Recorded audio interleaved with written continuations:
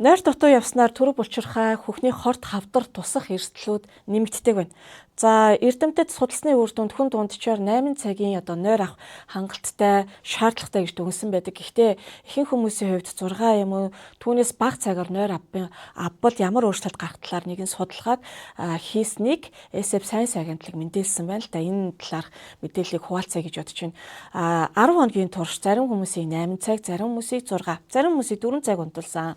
Үүний үр дүнд 8 цаг унтсан хүмүүсийн хувьд анхаарал сарнил нь маш цөөхөн тохиолдолд илэрч исэн, анхаарал төвлөрөх чадвар нь өндөр байсан. Харин 6 цагийн нойртой хүмүүсийн хувьд анхаарал сарнил нь нэгссэн. За 4 цагийн нойртой хүмүүсийн хувьд бол маш муу үр дүнтэй гарсан байна. Дутуу нойртой оролцогчдын анхаарал хэсэг хугацаанд бүрэн сарниж микронойрсолт болдог байна. За микронойрсолтын үед бидний тархины үйл ажиллагаа хэсэг хугацаанд зогсдог ийм ажиглалтууд илэрсэн байна.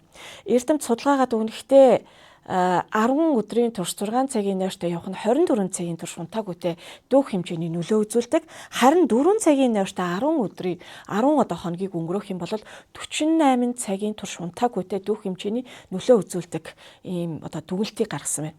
Нойргуулын улмаас тархины төлөвлөгөө гаргах болон шийдвэр гаргах хэсгийн үйл ажиллагаа түр зогсож эхэлдэг байна. Хэрвээ бид нэг л шөнийг 4-5 цагийн нойртой өнгөрөөвөл хорт хавдрын эсийг задалдаг байгалийн устгагч эсийн хэмжээ 70% буурдаг байна.